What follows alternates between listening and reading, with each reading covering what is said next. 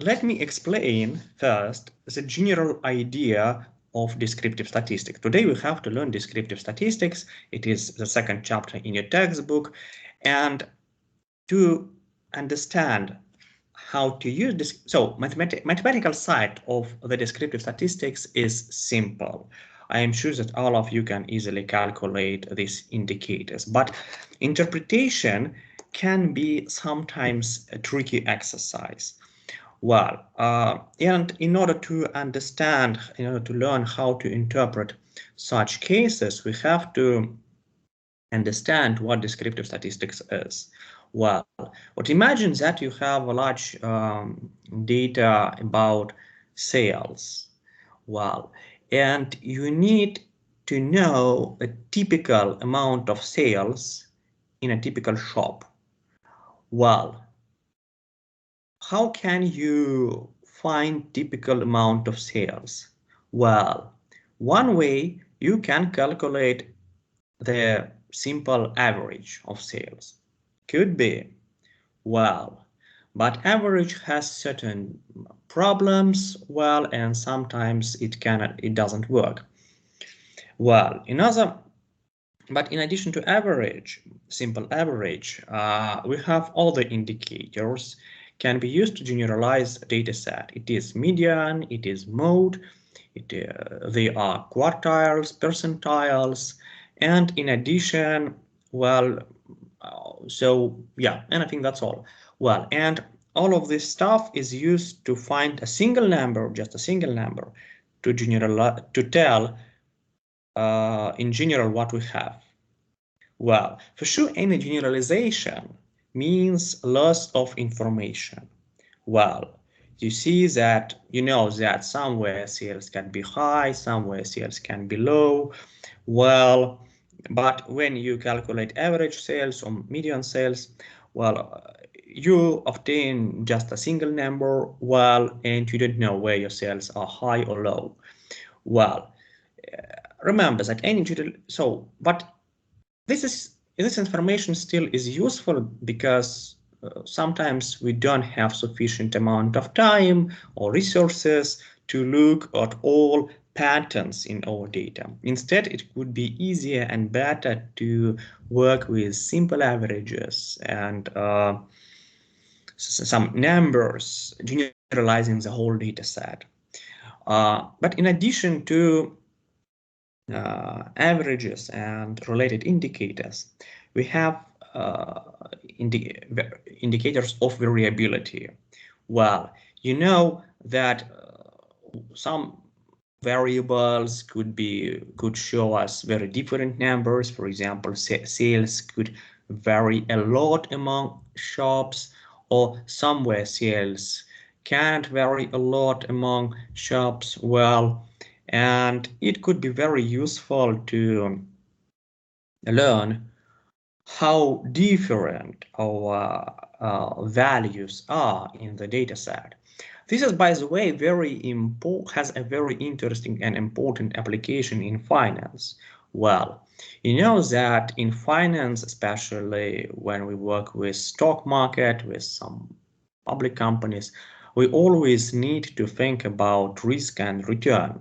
Well, and return, in fact, it is usually average profitability of something, and risk, it is typical variability of something. Well, and by the way, measures of variability and measures of some averages are used in finance to understand how risky our asset is, well, how good our asset is, and to compare assets for sure. Well, so first, let me start with short theoretical material. Well, wait. Well, all of you know what distributions are. Well, but in addition to distributions, we can calculate mean.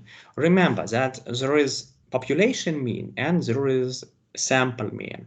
Well, I am sure that all of you know how to calculate a simple average. So we need to sum all values and divide them by the number of total values in the sample. Well, What you have to know about the average, so the mean, you have to distinguish the difference between population mean and between sample mean.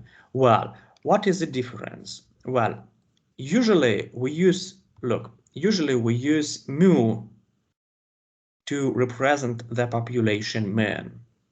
Well, the formula is the same. Well, but we use letter mu. You can use population mean if you have population data. Well, sometimes we have, for example, I am known of a small company and I have HR department and there are, for example, 40 persons in this department. Well, I know that my population of my HR department equals 40 persons, hence, well, I can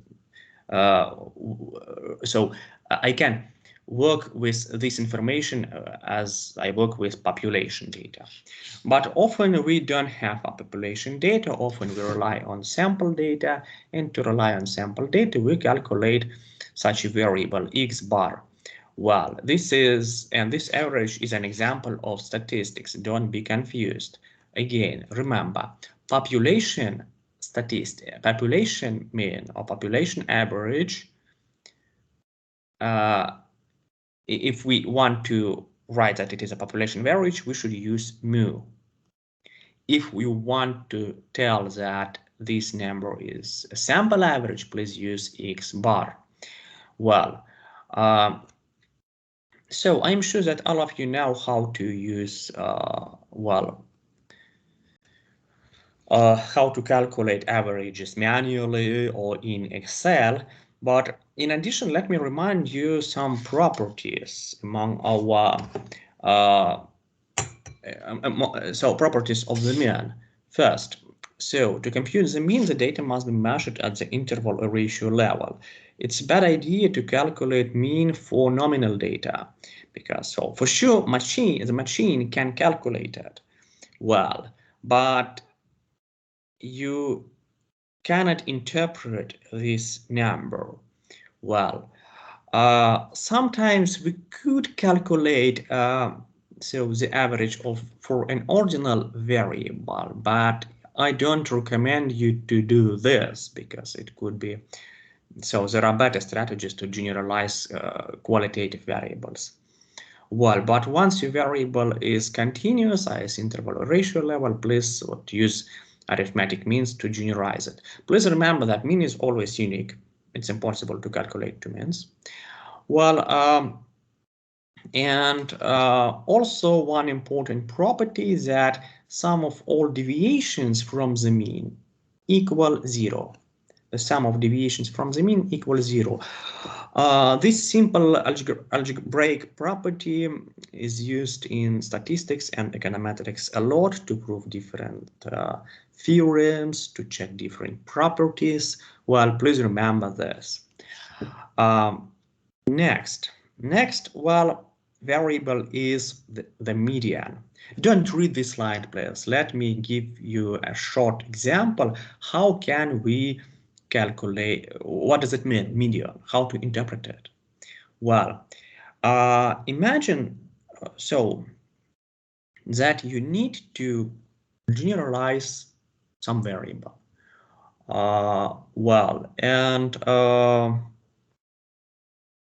You can calculate the average, but the average has a problem. If one of your variables is very, very high, your average will be high too. For example, imagine that 10 persons sit in the room. So the average income of this person is $1,000. If, for example, Joseph Bezos enters this room, the average income of each person will be, say, several $millions per capita. Well, does it mean that, can we trust this number? Can we trust the average in this case? No, definitely, because our average could be overestimated, could be too high to trust it. But the median can solve this problem well. And if Joseph Bezos enters the same room, the median income will be the same. Well, and by the way, usually when we speak about average salaries, average income in different countries, you should know that average values, as a rule, are always bigger than median values. And for example, average salary in Russia is bigger than the median salary. The difference isn't big, high, but it anyway this exists. How to calculate the median? Well, now let's do something in Excel. Could you please open, well, could you please open a new file in Excel? Well,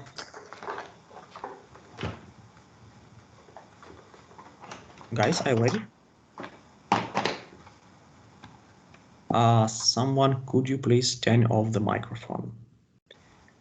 Yeah. Oh, let me send you also my data set.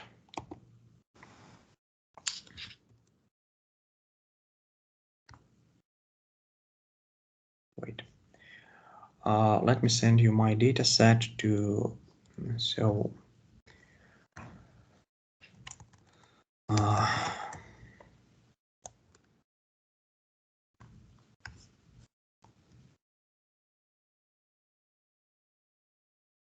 To calculate everything.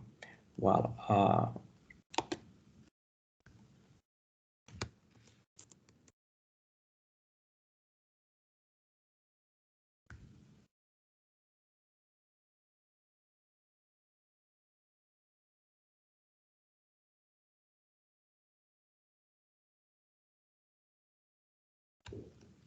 wait a second.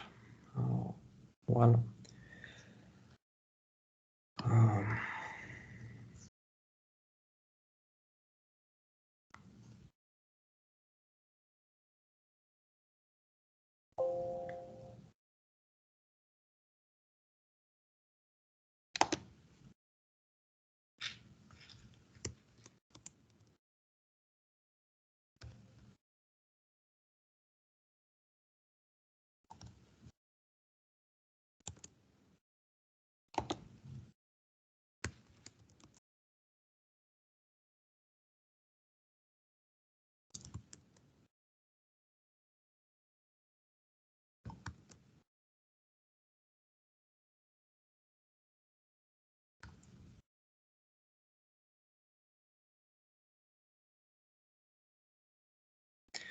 everyone, please download this dataset and open it in Excel.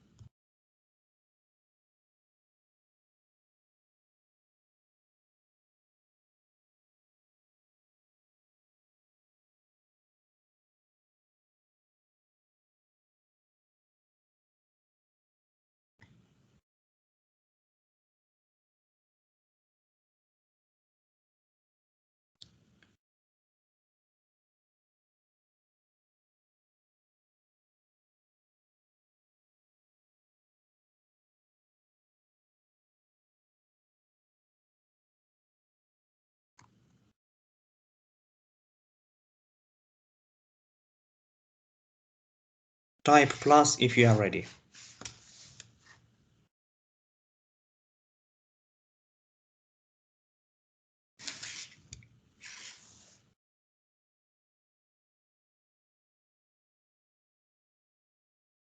Well, if you are ready, please calculate the average for each column with sales.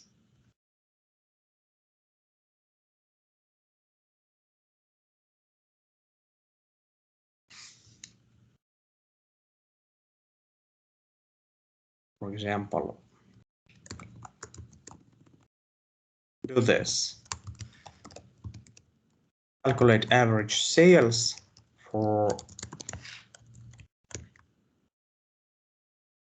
all regions.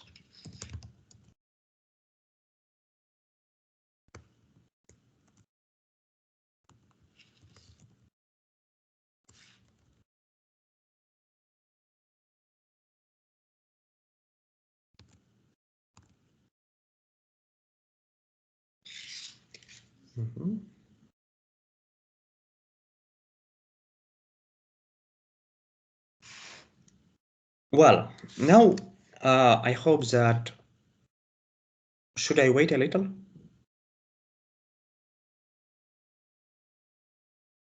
Seems no. Okay. Well, now we have to calculate the median. To calculate the median, well, no, we can use actually two ways. One way we can use a formula in Excel, there is a formula median, or we can do it manually.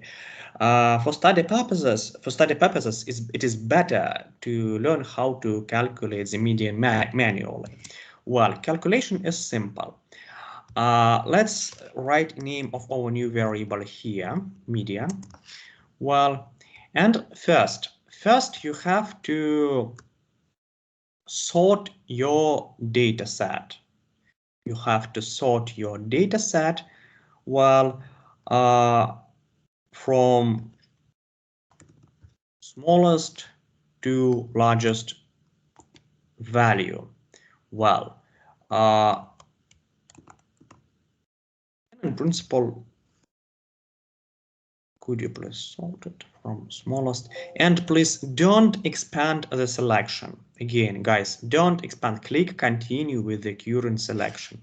You have to sort a range in column E and click continue with the current selection. Sort. Next. Look, in total we have 19 values in this range. How should we calculate the median?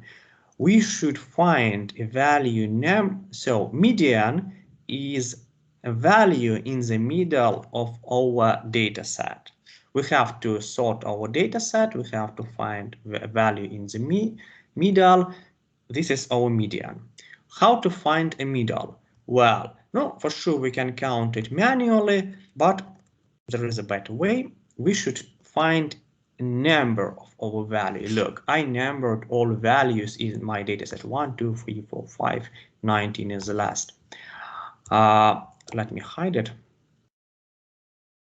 Formula is simple. You have to use 0.5 times n. N is a sample size.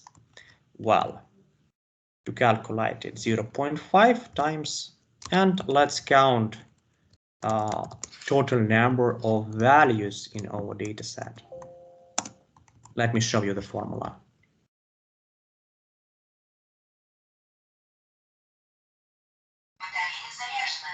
Well, select the range and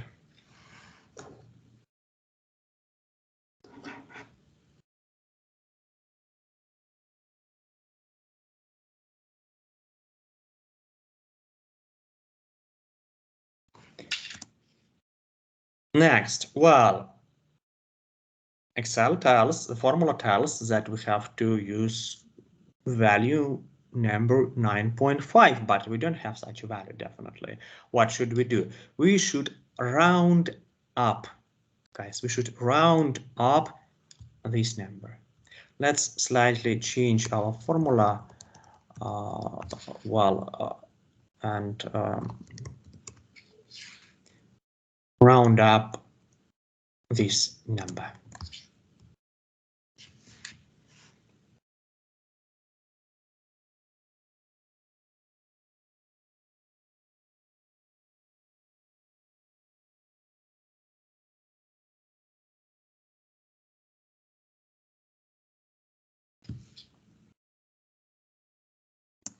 Well, our number is 10. Look, we have a value number 10, and at the end it is 18,930.286.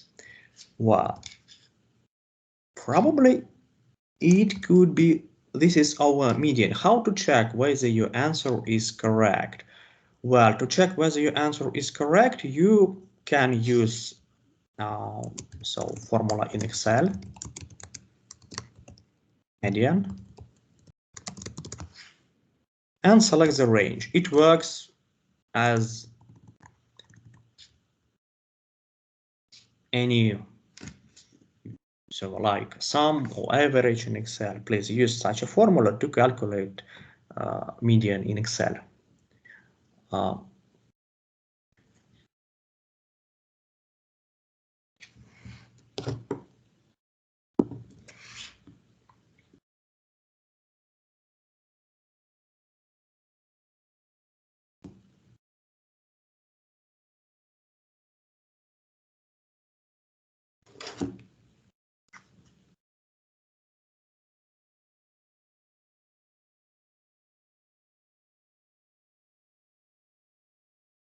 Excuse me, can you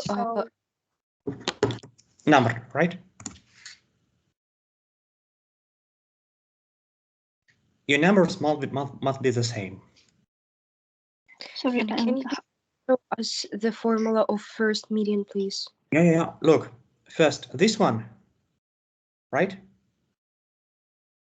Yes, and we use this formula to find number of the value with the median, and this is a simple reference to this value. Okay, we didn't do something like find or search. Okay, understand. Thank you. You have to sort. You have to sort your values. Well, it's important. Well, okay. So there is another case. Well, not in the second column we have 20 values in the range. Logic of finding the median is similar, but there is a difference. Well, first, again, we have to sort this range from smallest to largest. Sorted.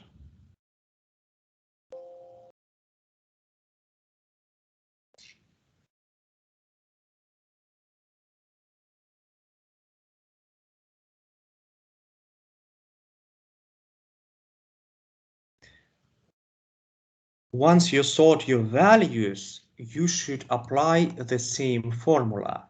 Again, 0.5 times count .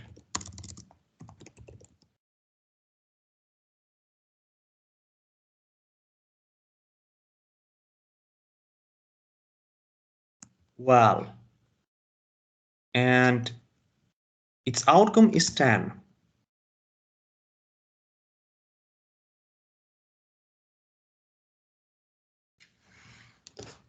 Its outcome is 10.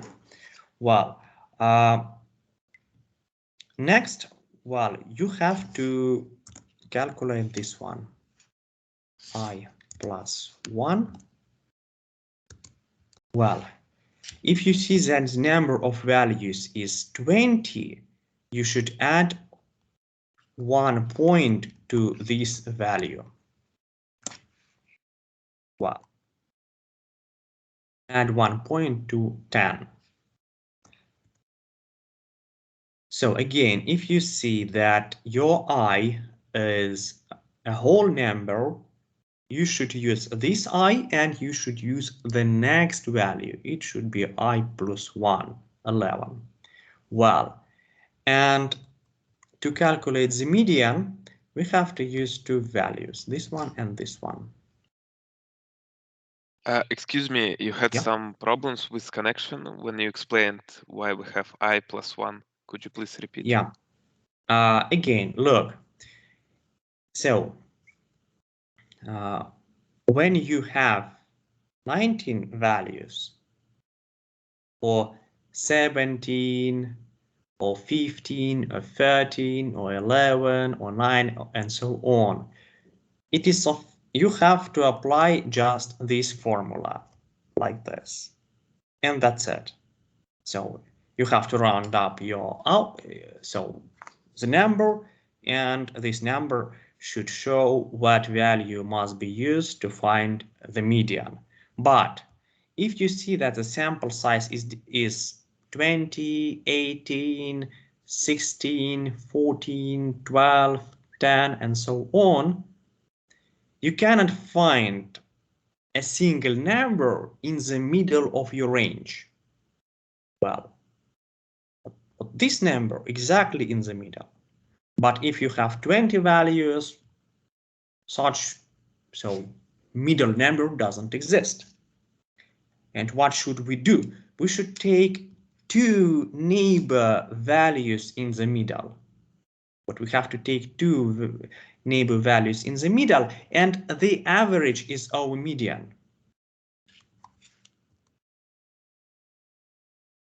And the average of these two values is our median. Or we can use this one.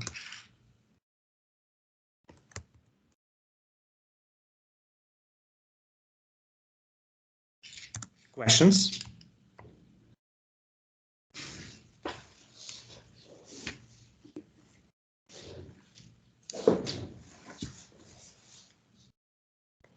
I'm sorry, can you repeat again? Why do we need to add 1 to I? Yeah, look. So there are two. So when we calculate the median, we have to distinguish. We have to identify one out of two cases. Case number one. Well, what does it mean, median? It means that you have to sort your data from smallest to largest, and in this sorted data, you should find a value in the middle. Well, if you have 90 number of observations, you can easily find a value in the middle. That's it. We have 9 values above and 9 values below. We have such a middle value. But if our sample size is 20, we don't have a single number in the middle. Well, what should we do? We should use two neighbor values in the middle. Look, I highlighted two values, and these two values are in the middle because above we have 9 cases, and here we also have 9 cases. These two numbers are in the middle. Well,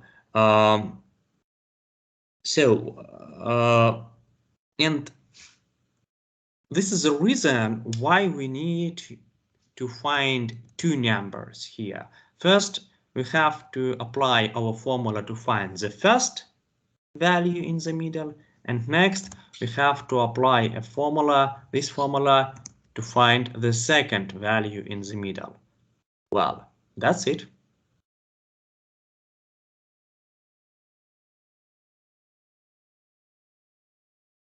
Questions?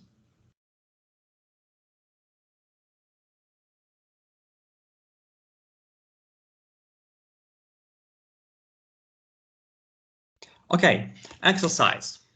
You have sales region 3. Well, please use both formula in Excel and manual way to calculate the median.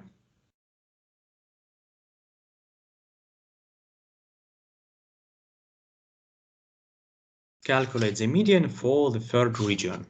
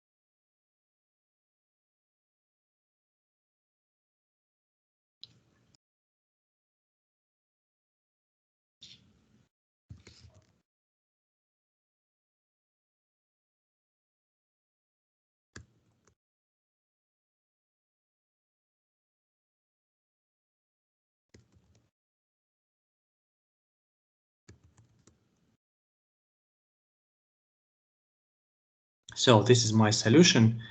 Check whether you have the same numbers.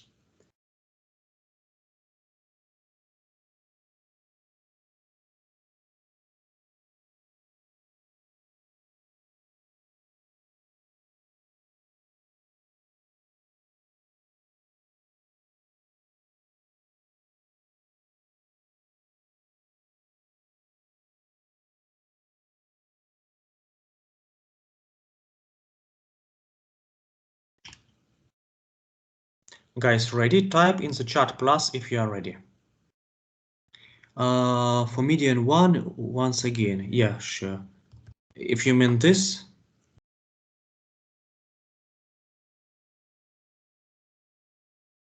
type plus if you are ready. So to continue.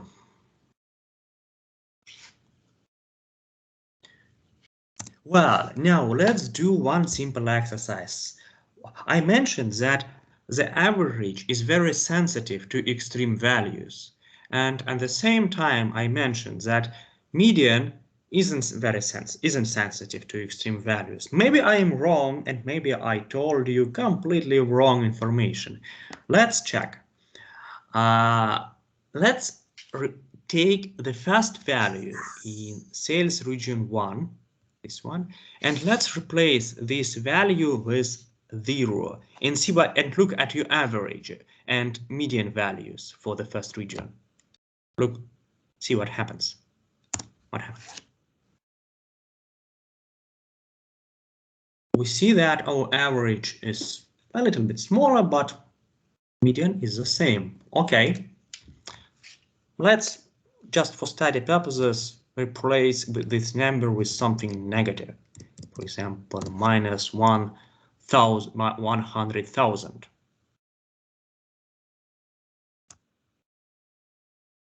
And look, now our median is 2 times smaller. Or now our average is 2 times smaller, but median is the same. What about the second column? So for sure, well, we could get a similar result, but let's replace 2 maximum values. For example, let's put here 1 billion, and here 1 million. And look, our average is really big, but median is the same. And this is the reason why sometimes we use medians instead of averages, or we use both, because if you know that your data set is small and you have an extreme outliers, extreme values could be negative, they could be positive. It makes sense to look at the average and the median. Well, and so professional experience tells that when you analyze something measured in dollars, ruble, or euro, we always have some extreme values. For example, if you want to calculate the average income of citizens of any city in the world, you can find that always there is a small group of persons with extremely high income.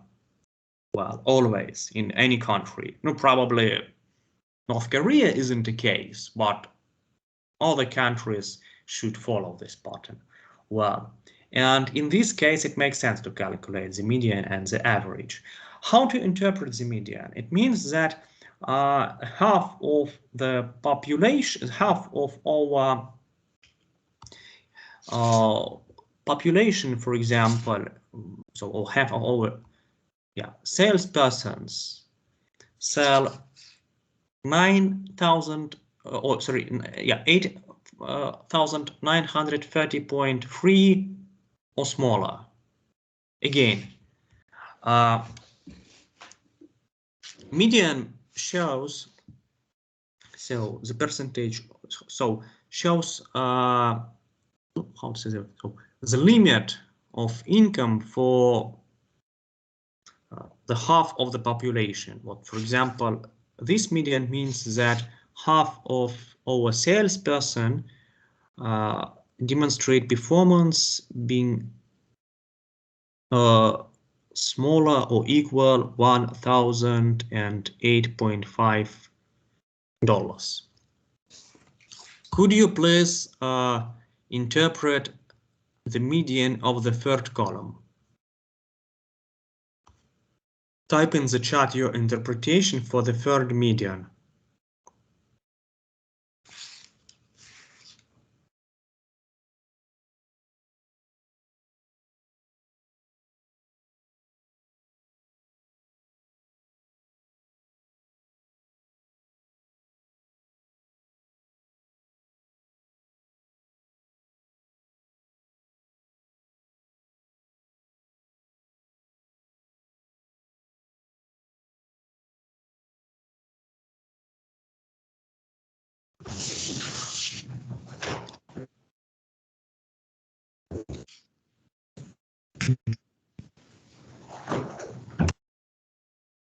Do you need help? Can you repeat what we have to do? You have to interpret the third median. Look, here you calculated the median. You have to interpret it. Type in the chat your interpretation.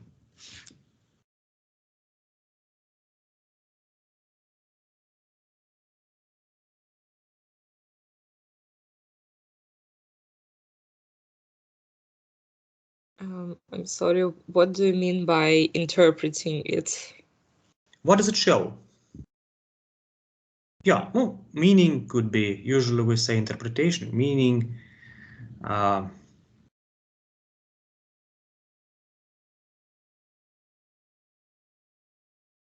what, imagine you are managers. Well, you obtain the median. So what? What conclusion can you draw on the basis of this number? But you have to write such a short conclusion. Maybe the middle point of your data set. It's a very good conclusion for mathematician. So it's technical conclusion. But what about managerial language?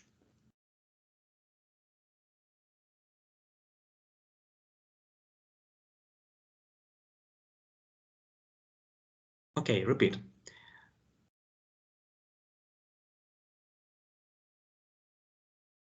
Klimenko Ksenia, I like your interpretation. It's very good and it's very precise. Well, even better than mine. Well, it should be near the average, probably. Too broad, I suppose. It's better. So, Yanchenko Arena, I agree.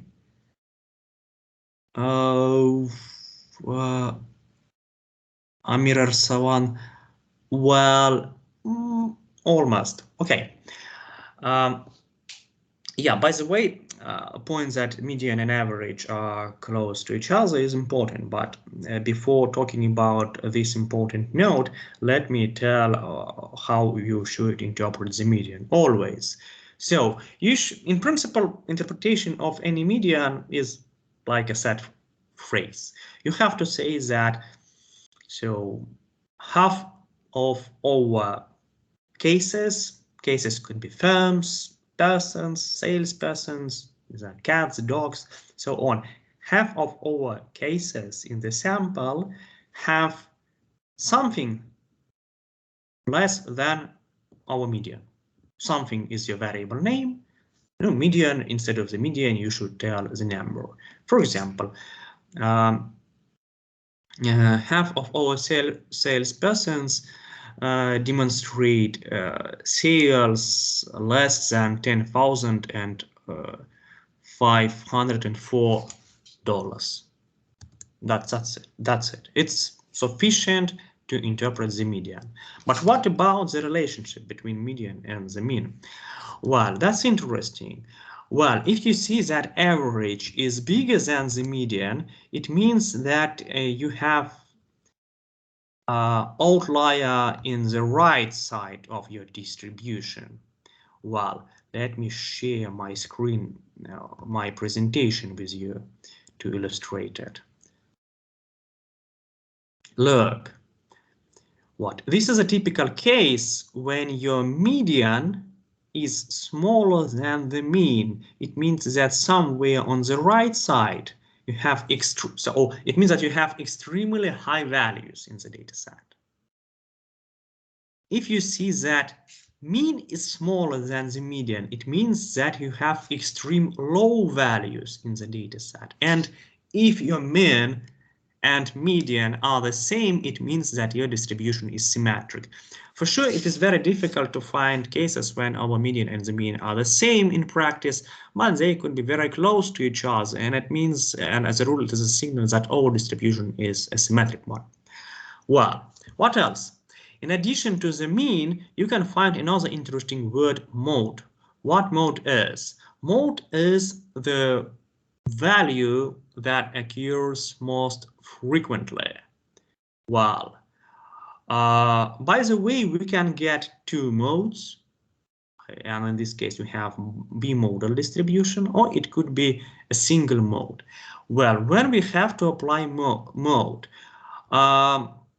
usually we apply the mode to work with the discrete data. Well, for example, what we have in column B, some discrete values, and we could be interested to know what value occurs with the highest frequency. Well, we can calculate it manually, or we can use Excel. Formula in Excel. There is a formula mode.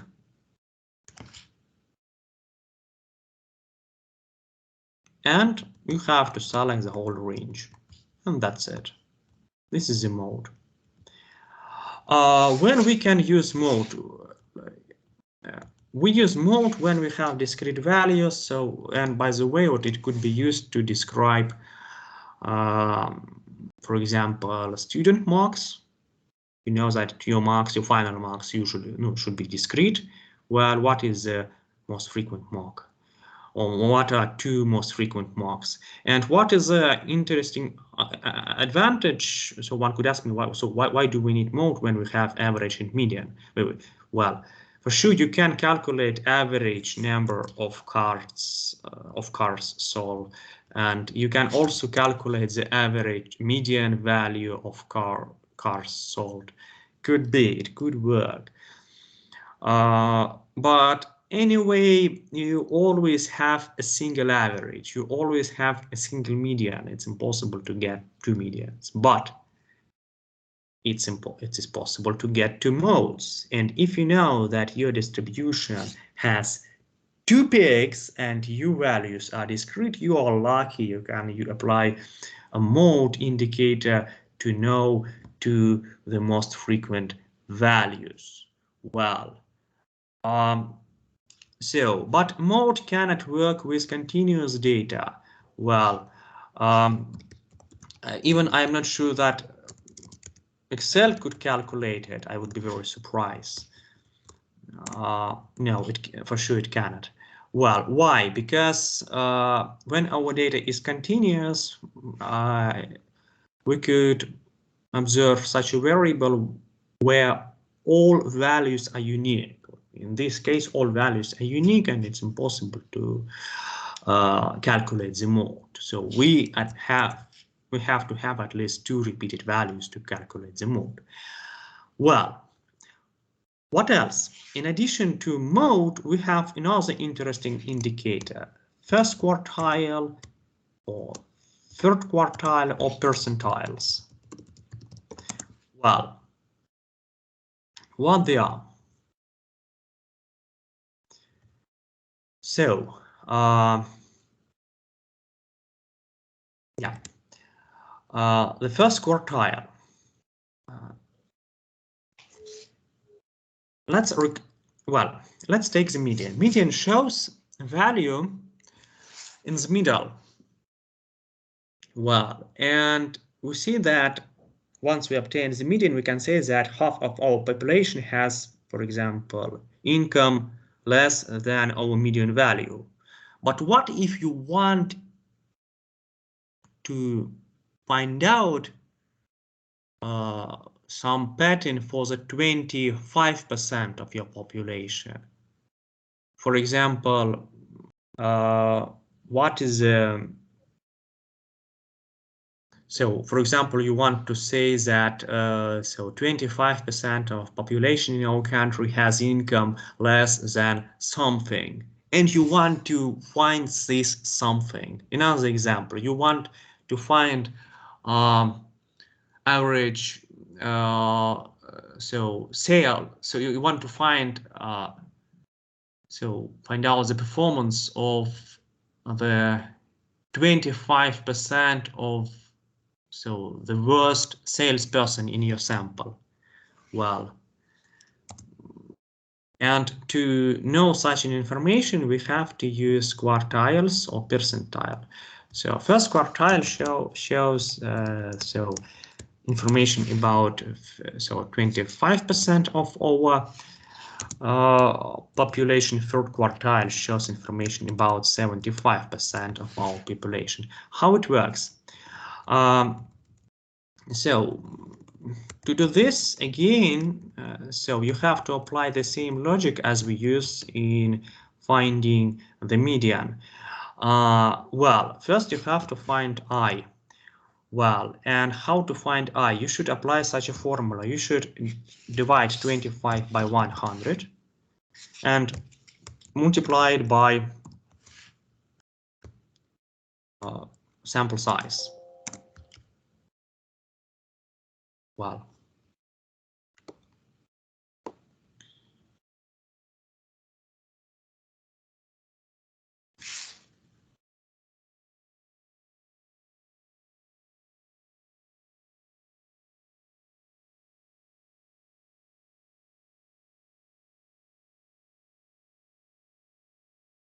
and next, round up this number.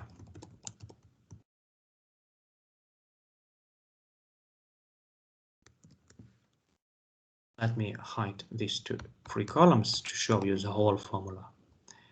Wait. So apply this formula to calculate I.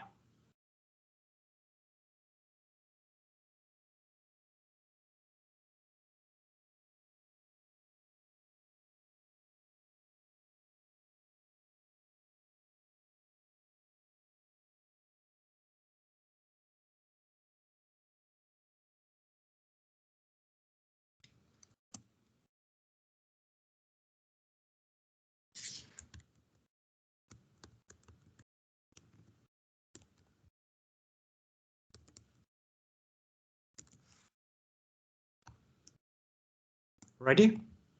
Well, so this is a candidate for our first quartile. Look, we have 1, 2, 3, 4 values here, and we have 4 values here. Well, in fact, finding the first quartile means that you have to take the first half of our range, and you should find here value, well, somewhere in the middle. Well, what's interesting with quartiles? First, let's apply this formula. Well, and this one, yeah, first quartile. Well,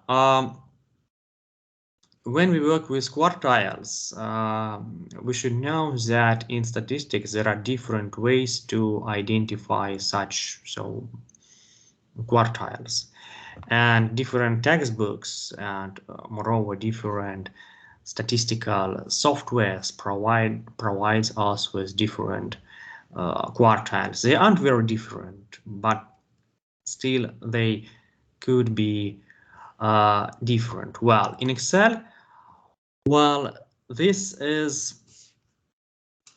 approach is used. So we have to calculate I and I plus 1.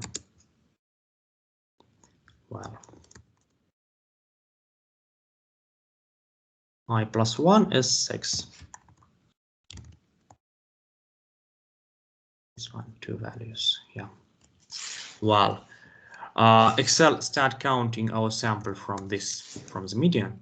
Well, and once we have such a pattern, so we have to find a value here. So the average of it.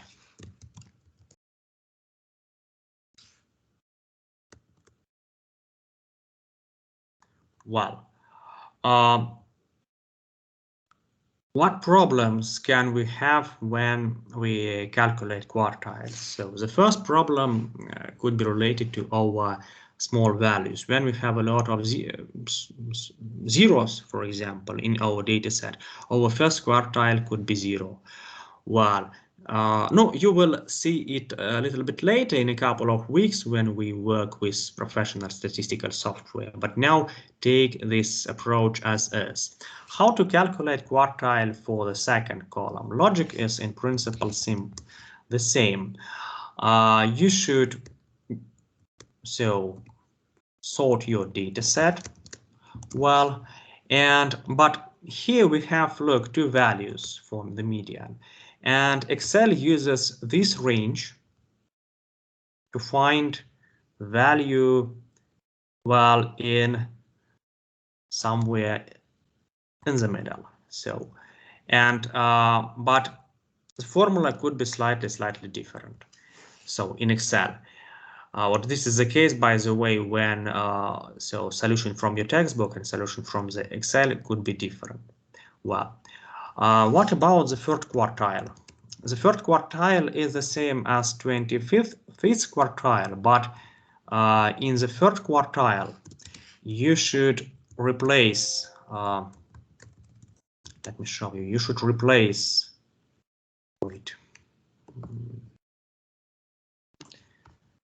in the third quartile, you should replace your 25 with 75.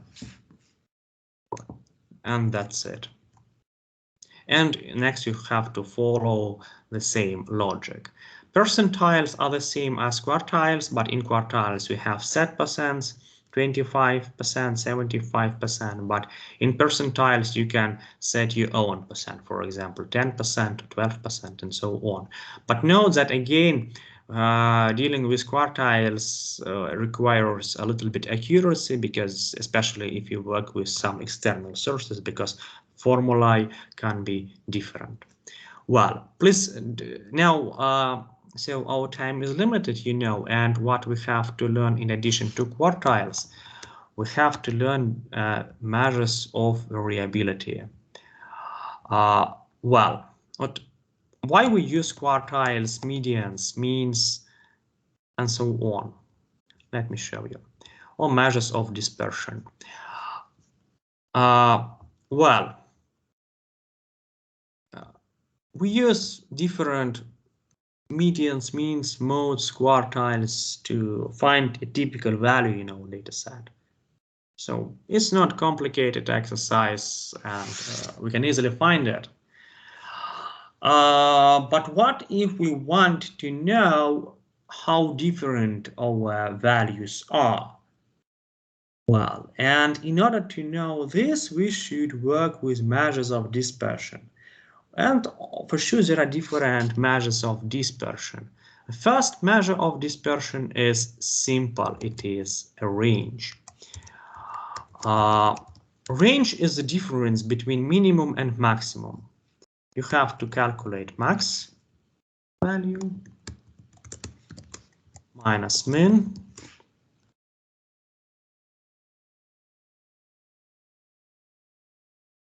this is the range.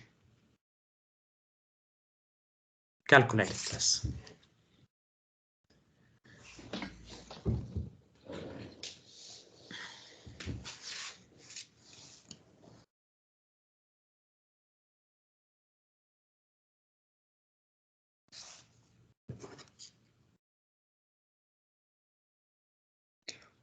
Well, what is interesting with the range? So for sure it shows how the difference between two extreme values. It could be used as a measure of variability, but it has an important problem. It is very, very sensitive to extreme and to different outliers. If we have, for example, at least one outlier, if we have at least one extreme value in our dataset, our range could overestimate the dispersion or variability of our data. And this is a problem with the range, and this is the reason why we rarely use it. In addition to the range, we use interquartile range, IQR. IQR is the difference between two quartiles. So, for example, I want to calculate the third quartile. So calculate the third quartile, please.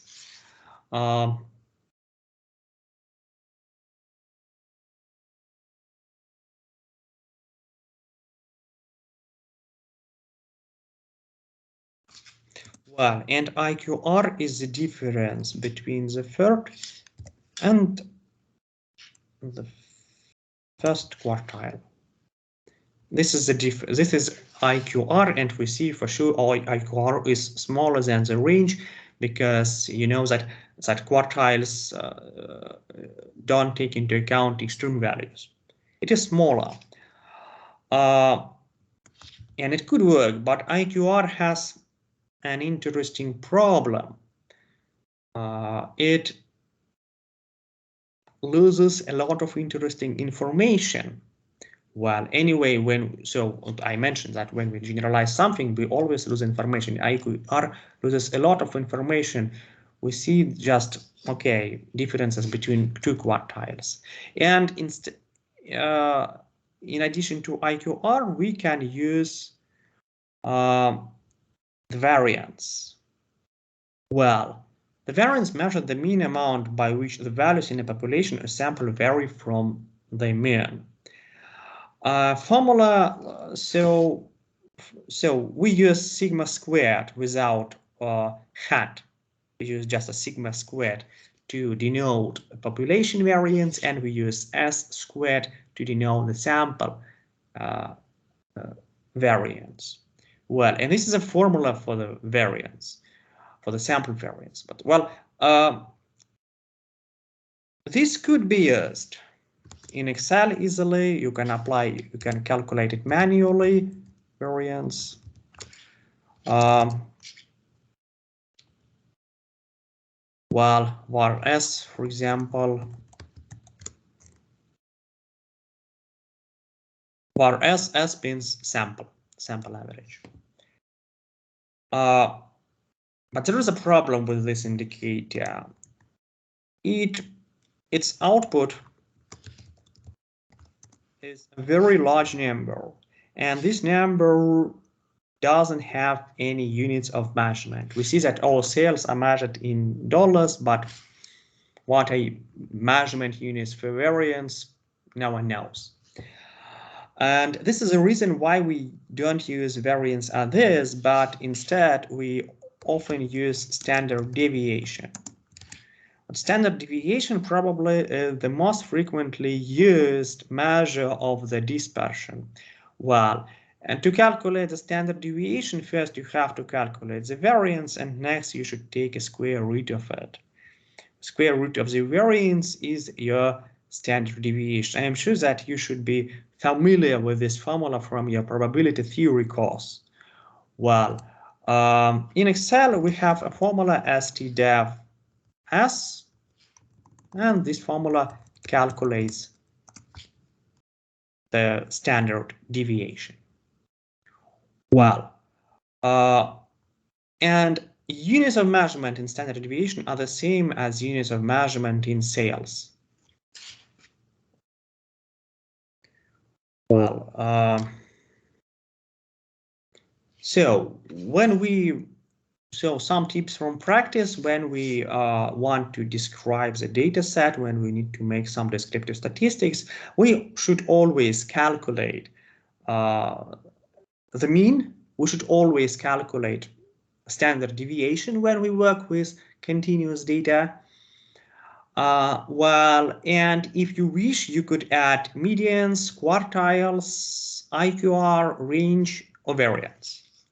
Well, so this piece of information can be used to generalize something. What else? Coefficient of variation. Well, so coefficient of variation is another interesting indicator which we use to compare two variables. But imagine that you have two financial assets, two stocks, Apple and Tesla. Well, you can calculate easily average return of a stock using simple average. And you can also calculate average risk of the return. Well, highest standard deviation. But it could be very difficult to compare two stocks. Well, and in order to compare how good these stocks, well, in order to find the best stock out of two, you can use coefficient of variation. I used to have to divide so sample standard deviation to sample average. Well, so any question?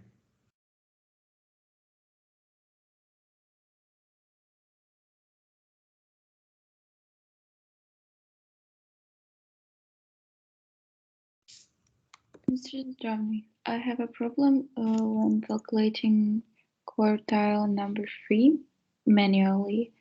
It's just not the same number as the average between the 15th and the 16th. Yeah, because Excel sometimes, no, not sometimes, it uses a little bit different algorithm, and your numbers could be different.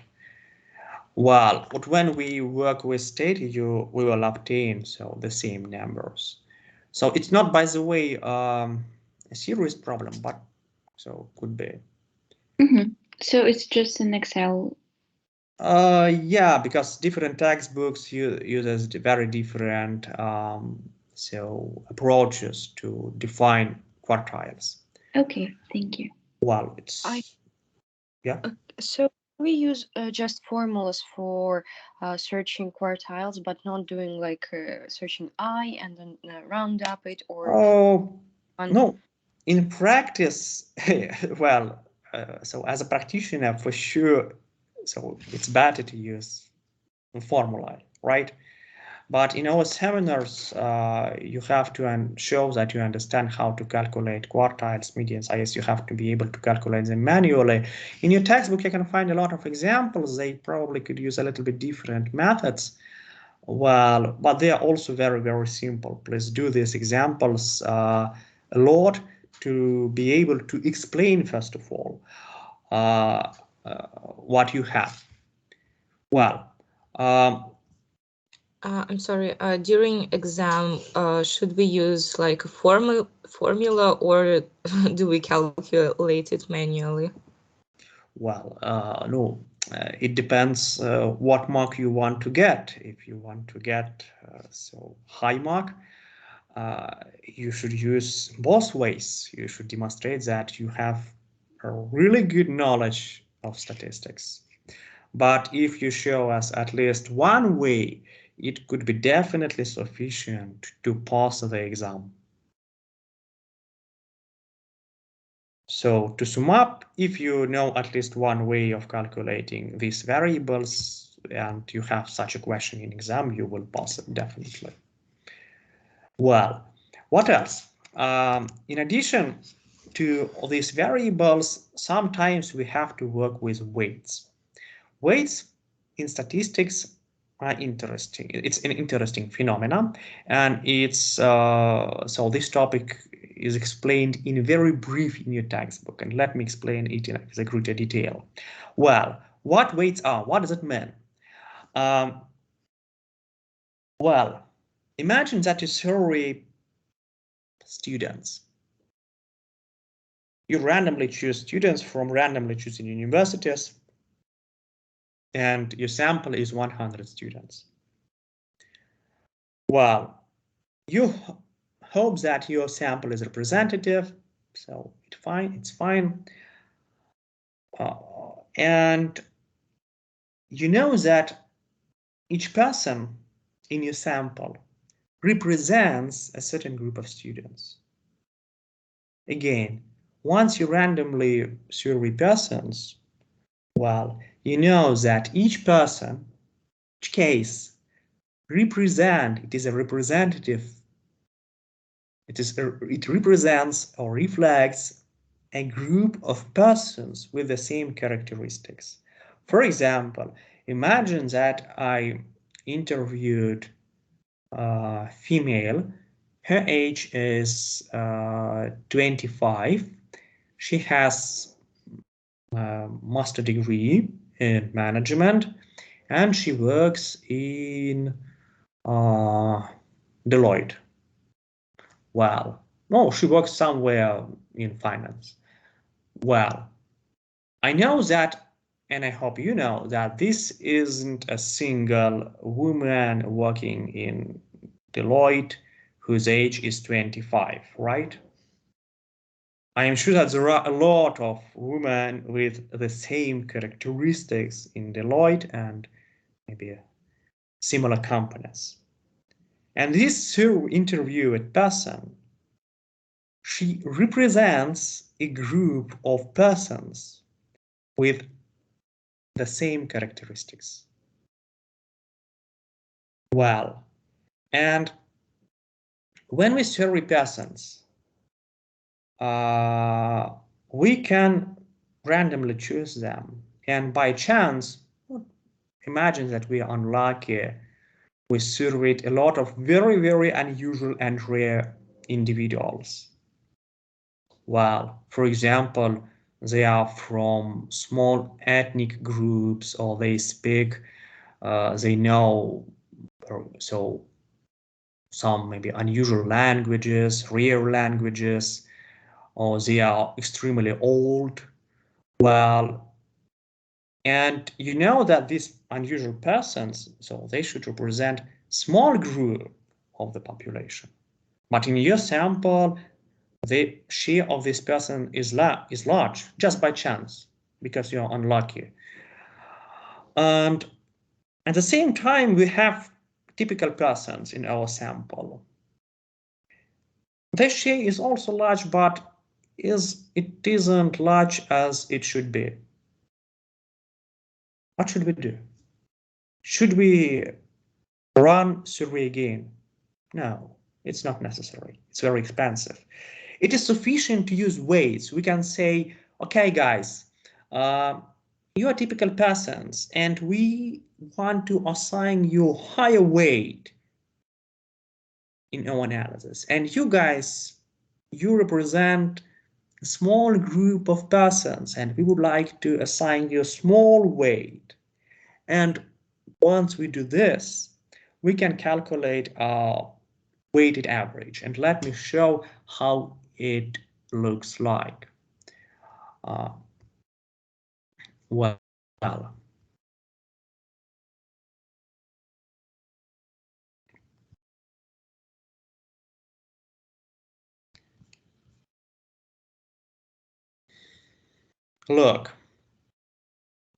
look at this formula and let me explain it in detail. Again, imagine that you want to calculate the weighted mean of something. Again, we have some values. For example, X is our income of the first person, of the second, of the third, of the n person, and so on. But in order to obtain more accurate sample mean, we can apply weights, W1, 2, 3, n. We denote weights with W. And to calculate it, we have first multiply weight of the first person with its income, weight of the second person with its income or age or something. It is our numerator, and our denominator is the sum of all weights. Well, and next we have to apply this formula.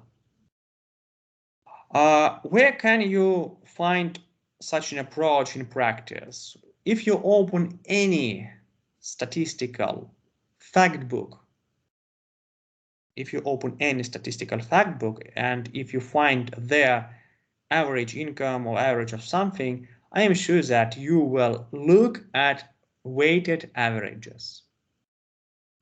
And those students who want to get 9 and 10 should read more about weights. I will upload this material to our LMS.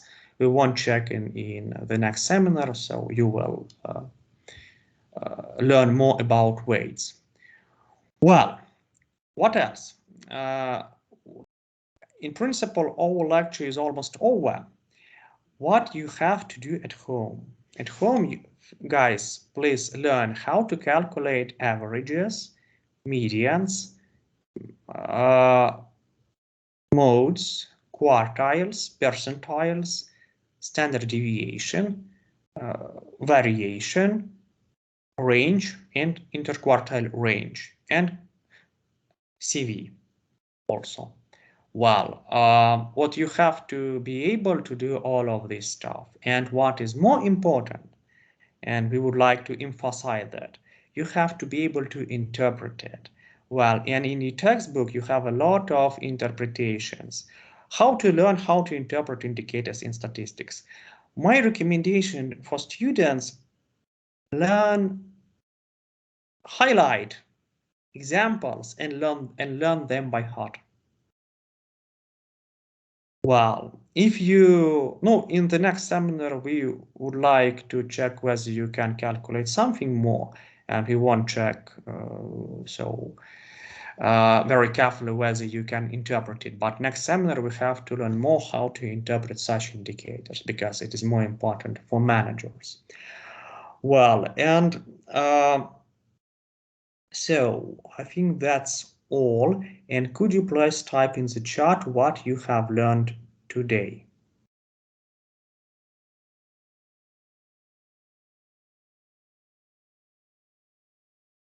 And if you have any questions, don't hesitate to ask me.